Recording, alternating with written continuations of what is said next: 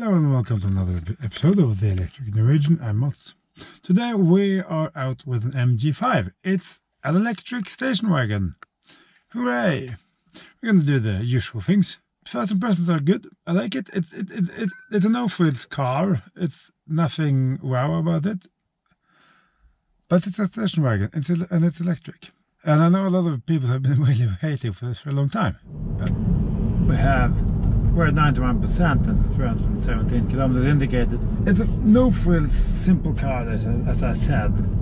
And the interior is fine. They tried to browse it up with a little bit of textile material, so we'll go through the interior later as always. Seats are good, part leather thingies, but they're electrical and on the driver's side, but they're sort of limited in what they offer. There is a lumbar support here, but it's one of those old-fashioned levers that you flip. I haven't seen one of those for ages, but they work. It's just you can't place it, and I wish it was longer up on the seat back. But it's there. That's nice.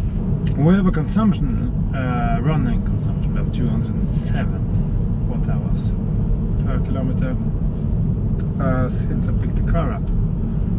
That's 14 kilometers ago and half an hour, which isn't all that bad. It's -2 degrees outside. This is based on the MG5 sort of drivetrain, an updated version of that, I think. And I think I said the same thing in the MG Marvel R video. That the region is quite strong enough. And here it's okay. It's the same setup, so it's a bit strange. I mean, it's not strong, so you can't one pedal it, but it sort of works. Give and take traffic like we have now. And if you roll on the power, because it's front wheel drive and it's slightly, you can see for yourself, it's not the driest of roads. You have plenty of power. It's sort of enough. It's not a lot and it's not too little. I like the design. They've updated this one, and there's more now sort of the looks of the MG4 in a way, and with this rather small, dainty looking charge port, which is it, yes, of course. And it has a 360 camera, so we have cameras in the door mirrors there. I think it looks okay. Not fancy, but not boring either. It could have been boring, but sort of the new taillights and stuff helps it come across as slightly sleek and modern, and you have this line running across here, giving it a little bit of life into the slab-sided manual. Hatch, that's fine, it worked forever. Used all available space here, and you can lift this and put it up on the second level, so you have more space underneath. Here you have your tow bar and your charging and whatever it is. You have this too. Luggage cover. Simple like that.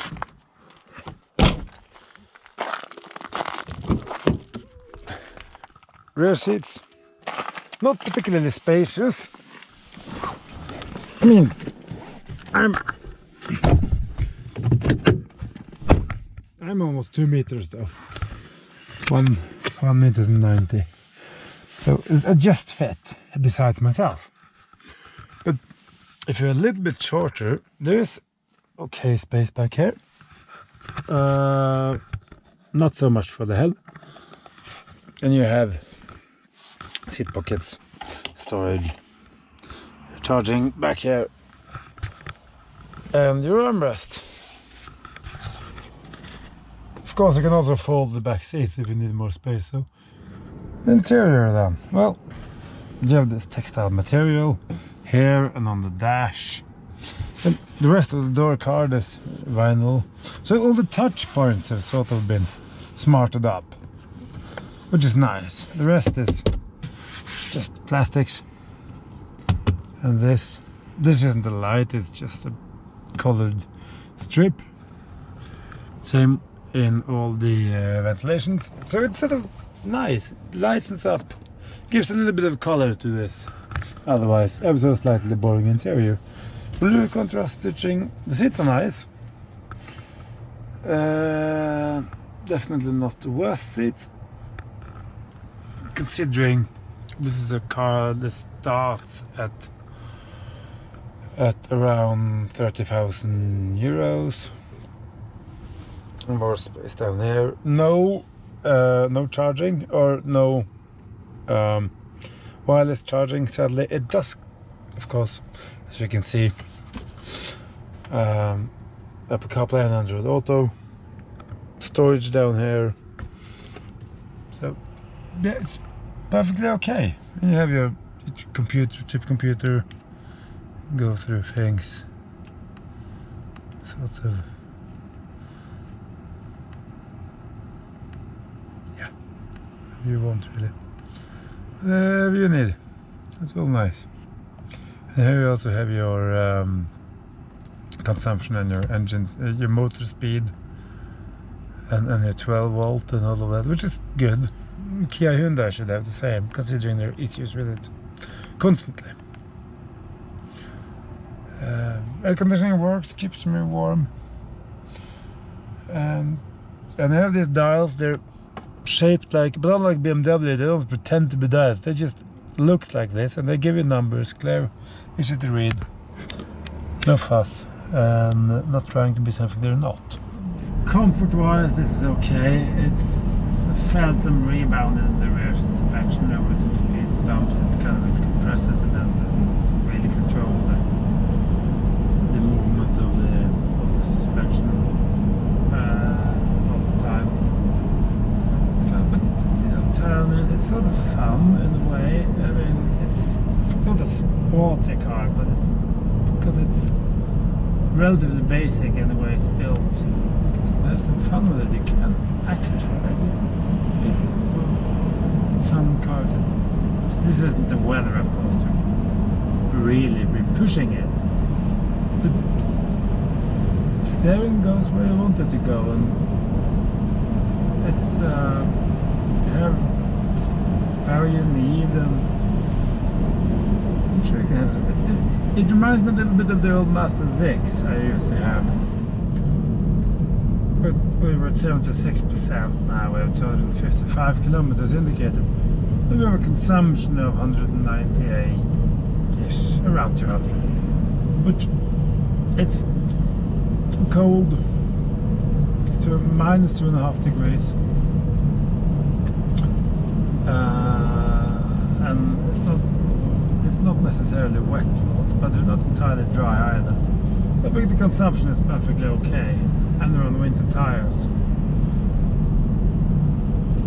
This is not an SUV, so it might have maybe could have been a little bit low, but it's alright. And unlike in the Peugeot, at least here I have a and in the Toyota, at least here it shows me my percentages, so I can chill out while I look at it falling. That's a nice thing, this. It's a car. It's just all it wants to be. Usable, practical station wagon. For the everyday man that don't want anything fancy.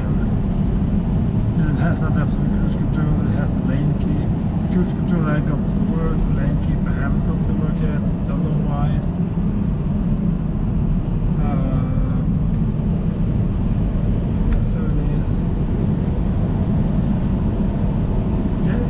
Power delivery. It's smooth. It's a bit of noise in here, but not all that bad. Considering the price of the car, of course. Here we are then on the motorway again, doing 115-ish on speed, on the speedo, on the cruise control. The speed was fluctuating a little bit, but not too much. It's a bit of wind noise in there, and some tire noise. That's okay, because it's built to a price, as I've said before now.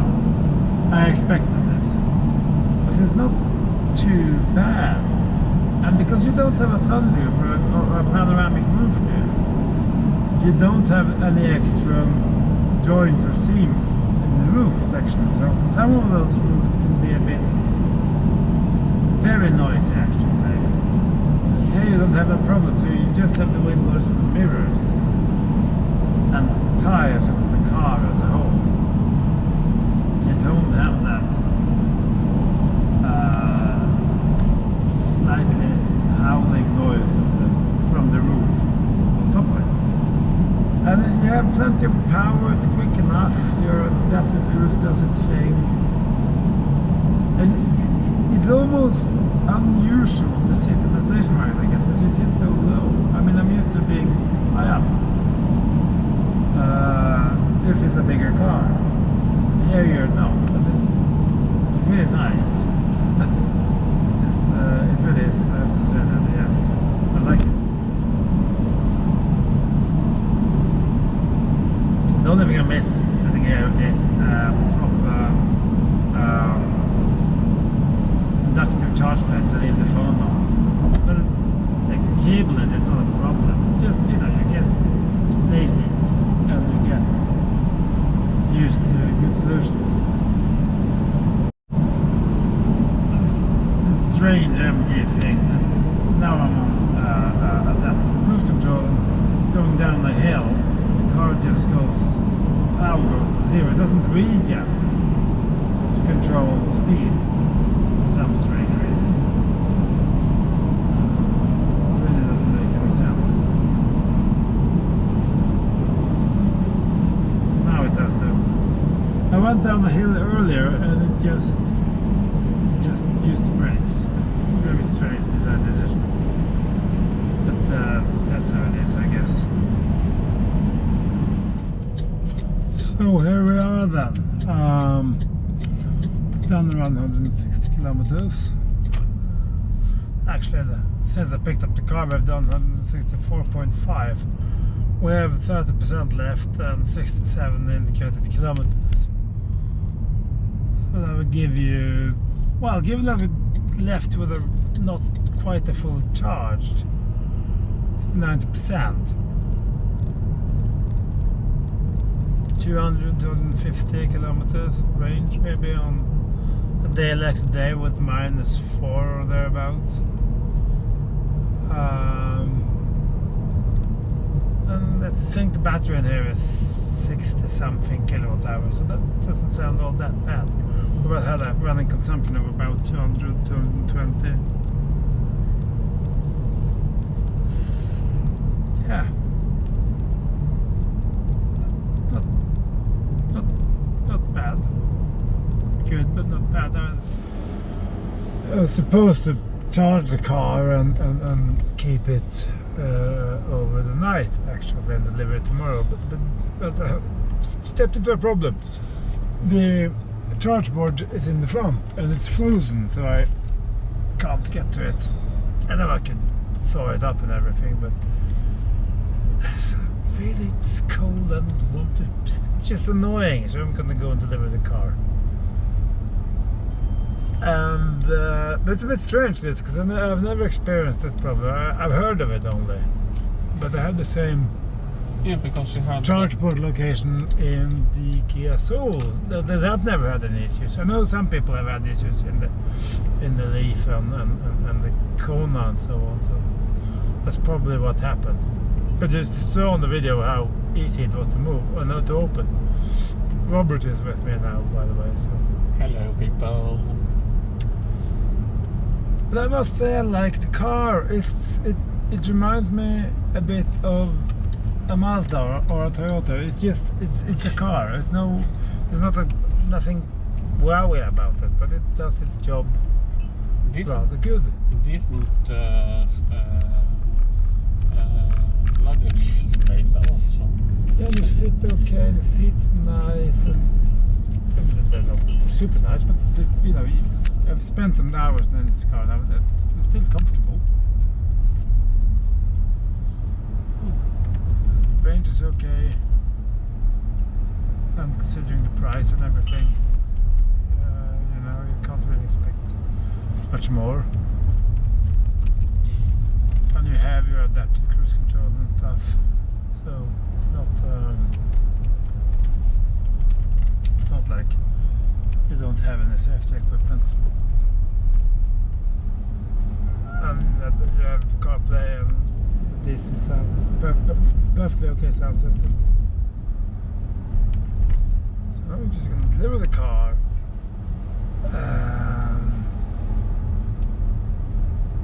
Yeah. What do you think? It's an easy car to enter. It's good seats. It's like what you said. It's like being in a Mazda or a Toyota. It's a station wagon. Just ordinary station wagon. Yeah, it's just the only thing is that it's electric and doesn't make any rattling sound. Yeah. So, And it's that kind of simple, honest car yeah. thing. Yeah. It is what it is. It is. I try to say it again. It is what it says. It's a station wagon and it's a car, Exactly. electric car. Yeah. Nothing more, nothing new. Well, it looks alright as well. So, given the price of it, I've completely forgotten. What's the name of the dealership? Strawberry? No? I'm not quite sure. I don't remember. I'll put it in the right thing. Anyway, thanks to them for lending me the car, and I will. I hope I can get borrow the MG5 now.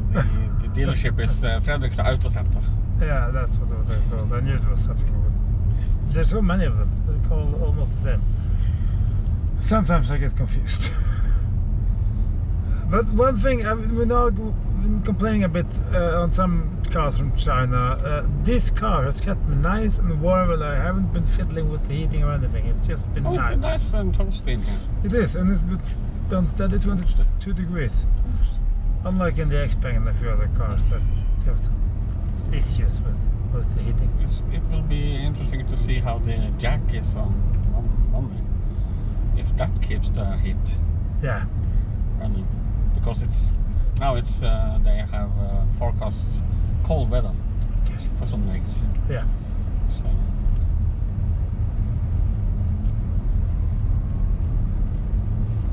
we are blessed with what? -3.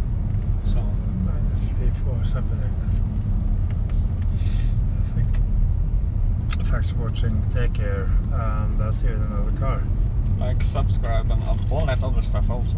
Yeah, and that too. Take care. Bye bye.